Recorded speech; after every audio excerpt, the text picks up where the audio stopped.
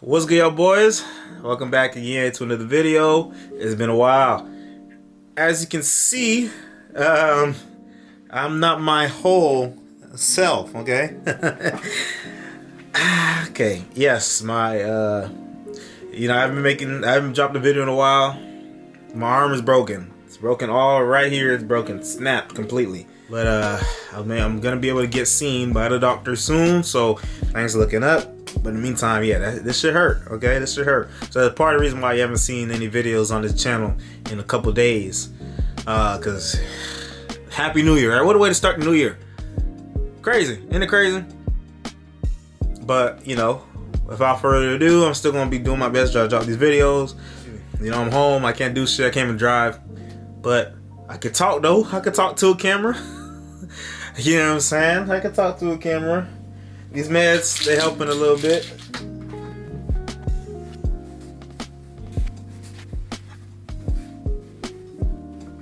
Well, without further ado, let's get into it. I've missed a couple stories, unfortunately. Like, there's a couple funny things. I might still cover like one or two of them, but they're not really in the news cycle anymore. There was one where somebody asked Nikki Haley a very easy question about the Civil War, and she gave a terrible, terrible answer. I was gonna make that video. I was excited to make that video, bro, and I couldn't do it.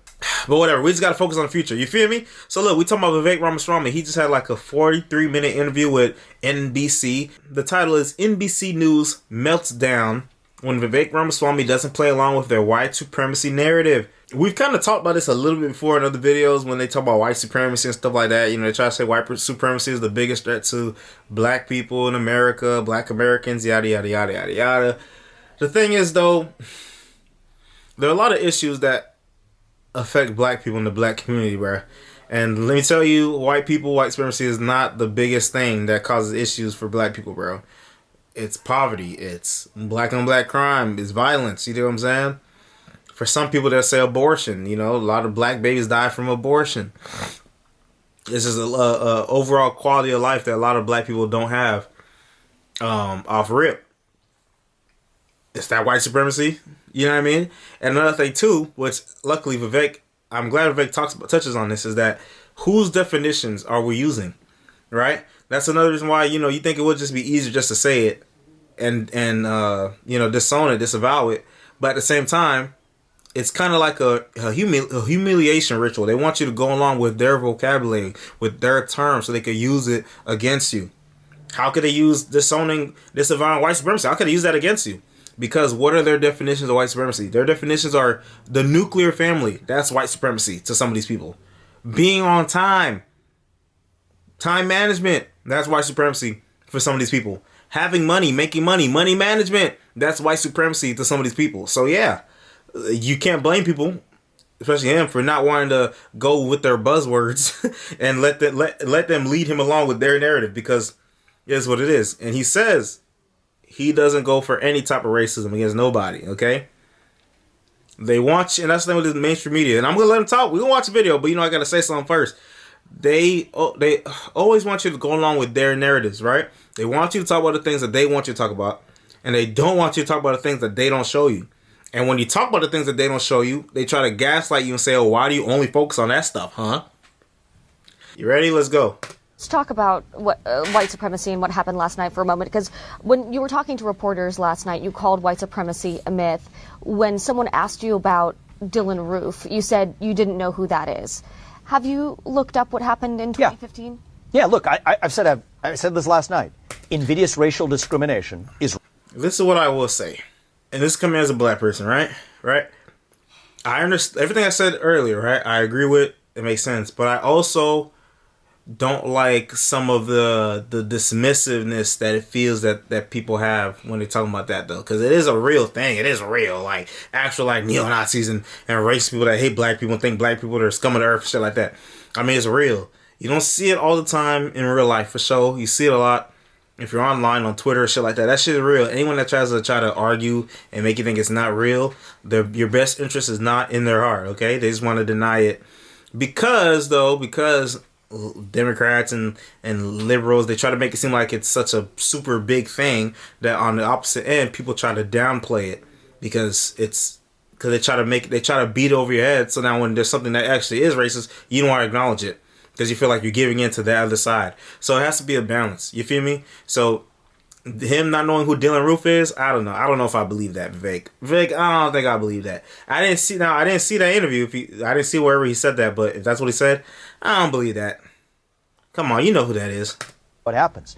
But if a Washington Post reporter is asking me almost like a catechism, whatever question I said, I'm against invidious racial discrimination, whatever form it takes, but says, do you denounce white supremacy? It's incumbent on us for us to define what white supremacy is. I wrote my book, Woke Inc., and I've written about the detailed understanding of what the popular understanding of these terms have come to mean. Do you believe punctuality is a vestige of white supremacy, Dasha? Look, because if you don't, then you have a disagreement about many of the people who are defining those terms. Or the written word, or the nuclear family. These aren't my words. These are the words of intellectual proponents from Ibram Kendi to the Ayanna Presleys to BLM that have said these are vestiges of white supremacy. So we can't have it both ways. We have to have an honest discussion. Hey, hold on. Real quick. I like her outfit. That outfit kind of fly. I fuck with it. Let's keep on. Straw man arguments. Last night you brought up Jussie Smollett as the best example of white Smollett was the hottest thing in news in the back of a fake actual attack on him that we have to contend with. And yet you have examples like the Buffalo shooter in New York just in 2022. You have other examples. But you are also cherry picking when you bring up Jussie Smollett. I'll look at all of the statistics. More black on black crime. If you really care about actual crime against black Americans, let's get to the root causes of it in the inner cities of this country. The Anti-Defamation League tracked a 38% increase in white supremacy. Yeah, that's true, bro. Well, it's more often some crazy white person attacking black people or some niggas shooting some other niggas. You think what I'm saying? That's a big issue. I think the opposing argument, the counter argument to that is, well, of course, groups of people are more likely to commit crimes against the people that they're most around, which is their own race. That's true. However, it doesn't change that fact that it's still a problem, especially in a lot of these poor communities. You feel me? This is propaganda last year. Who's tracking that? The Anti-Defamation League. Yeah, the AD. And they don't even talk about that shit at all. That's the thing. They don't talk about that shit at all. I don't think is a particularly credible source. That's another thing. The ADL, really? I don't give a fuck what the ADL got to say. They have a political agenda. Cherry-picked information. When we're talking about I would suggest look at there's a table, 2x2 table, federal law enforcement data, which you could say what you do. Maybe we shouldn't believe that either. But look at black on Asian crime, black on black crime, the FBI white on black hate crime crime. Statistics. That's a law enforcement agency. 59.1%. I want y'all to peep. Y'all peep how frantic they get when they're talking to Vivek and he's talking, trying to say things. We saw it with. Oh no, y'all didn't see the town hall. I don't think I did a video about the town hall thing because they took it down off of YouTube. I didn't get to finish watching it, but I saw that it's on Twitter, so I think I'm gonna try to watch it off of Twitter. But same thing whenever Vivek's talking to Dana Bash or Abby Phillips or any of the other like women, right? Any of the women reporters. I think they're doing it on purpose because they want to try to get him into a moment where it's like, oh look, see, he's sexist. See, every time he's trying to talk, like, yo, but he can't even talk, bruh. You can't even say what he's saying because you keep trying to run your fucking mouth over him. Let me calm down. My arm's hurting. This shit's so but this is what this lady's doing. It's like so frantic, so much frantic energy. Is this an interview or an interrogation? We're watching a sparring match right now, okay? And she's not winning. Was based on race, ethnicity, and ancestry, saying hate crimes rose 12% between 2020 and 2021. Look at the absolute crimes themselves. What they classify as a hate crime is itself a political judgment. I think that when you actually care... That's another thing, too. Listen, when people say things, you have to think about what are they talking about. There's the broad title that makes you think one thing, but when you go into the specifics, it makes you think another thing. And you would think that some of these liberal media pundits and these liberal people will understand that, because I'll give you a big example. What's one of the biggest battles like liberals are fighting right now, right? They're fighting against the establishment with their criticism of Israel, which I guess in some areas has gone into anti-Semitism, right? Because that's what happens when you that's what happens when you ferment extremism extremists, my bad. Listen, the meds, bro. That's what happens when you ferment extremists in these different ideologies. They go to wishing death on people and shit like that. Okay, but look, there's a thing that's happening though, where certain people in establishment, whatever, in higher powers that be, they're trying to say that any little thing is anti-Semitic. And not just the stuff that's actually anti-Semitic, like that instance where somebody set a Jewish student's door on fire to his dorm. That's anti-Semitic. That's crazy. But somebody just protesting, say free Palestine, you know what I'm saying? That's not anti-Semitic. But there are people that would just paint that as anti-Semitic. You dig what I'm saying? In a similar way, where people will paint some of the peaceful protests as riots, BLM, the same way some people will paint the peaceful people that was at January 6th as crazy insurrectionists, even though they was just chilling or walking around because the police was giving them tours. You dig what I'm saying? But it's what they do. You got to look at the specifics of what these people are talking about, because they'll give a broad title to it. This is anti-Semitic. Okay, well, what'd they do? Boom. Look at all these hate crimes. Well, what hate crimes? What? People getting hurt, or somebody spray painted the N word somewhere, or the K word, right? The word for Jewish people that they got. You dig what I'm saying? So if the majority of them is like symbols being painted somewhere compared to people being hurt, is that really that big of a deal? Is that really affecting your day-to-day life? Care about protecting life. If you want to say Black Lives Matter, let's look at where Black lives are actually being lost. It's in the cities, at the heart of other Black Americans and criminals that's absolutely an issue that we talk about as well. But are we supposed to ignore white supremacist hate crimes? We're not supposed to ignore any kind of crime, Dasha. That's what I say. But what I see is a selective reporting. Take the Nashville transgender selective reporting. Shooter manifesto. Every shooter manifesto in a mass shooting has been released within 48 hours, except for that one shooter in Nashville. Now, it ended up being leaked. What do you see? It wasn't a white supremacist. It was somebody that was actually making fun of using derogatory terms. I believe. Okay, so why are you okay talking about that manifesto and not talking about the manifesto from the 2015? I'm more than okay talking about both. But what I'm asking is, why is the mainstream media suppress that one? Why did the police suppress that one? Why was that the one shooter manifesto that of all of the mass shootings, every other shooter manifesto has been released? Exactly. I'm focused on that one because that's the one that's been hidden from us. Exactly. And it comes back to the point of my candidacy and the way I'm going to run this country. Trust the people with the truth.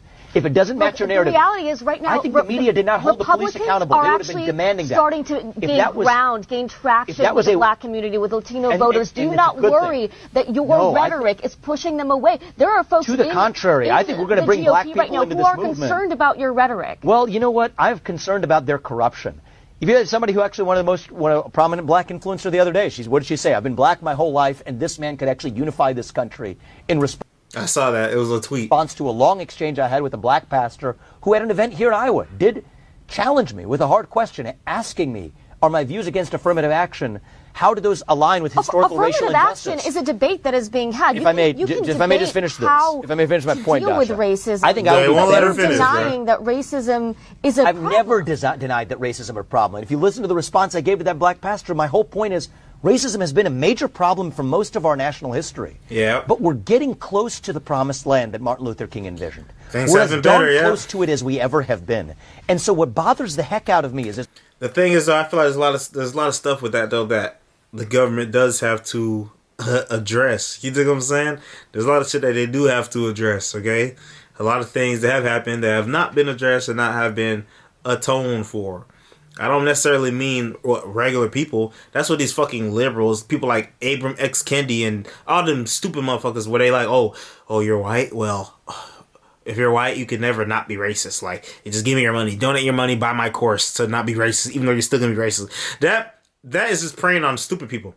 I'm not talking about regular civilians that got nothing to do with nothing. I'm talking about a lot of those three-letter organizations that are political tools, they're political strong arms of the establishment that have been used to subterfuge and sabotage many other grassroots organizations, community-based organizations, right? What a lot of Republicans believe, right? Conservatives, take care of your own. We don't need the government to take care of ourselves, right?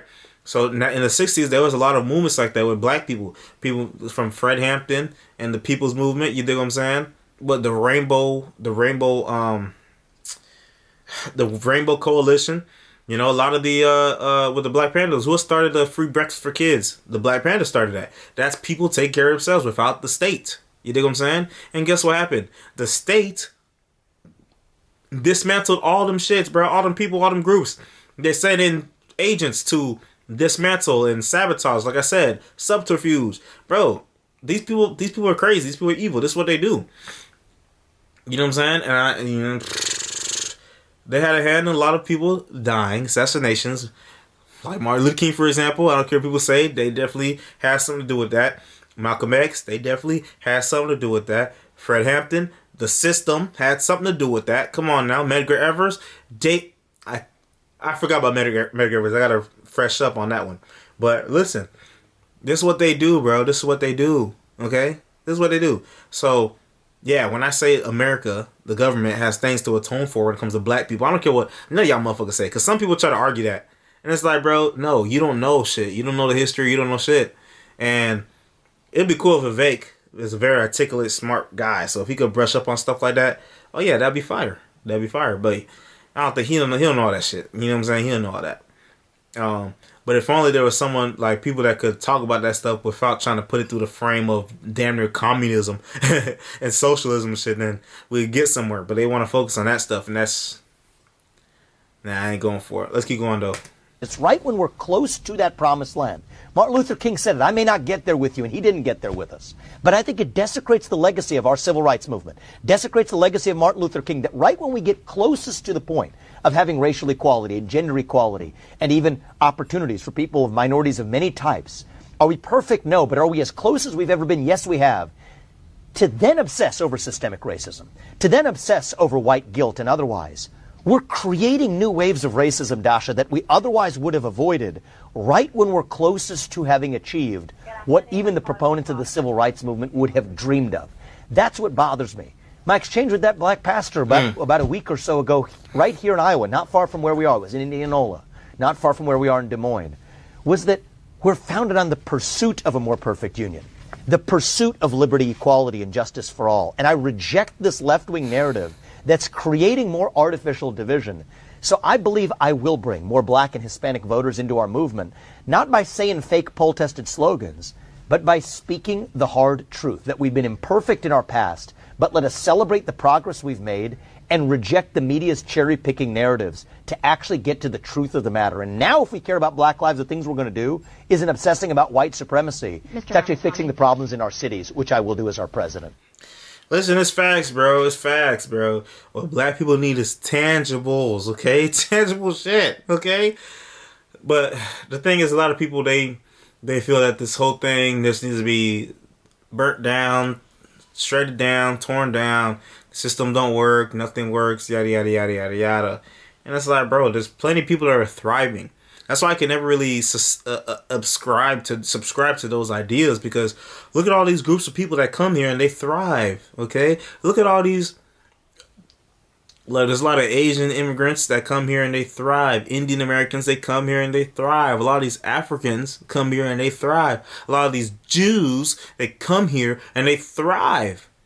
You know, obviously our foundations aren't the same, that's for sure. But if someone can do it, anybody could do it. We just gotta find a way to do it, bro.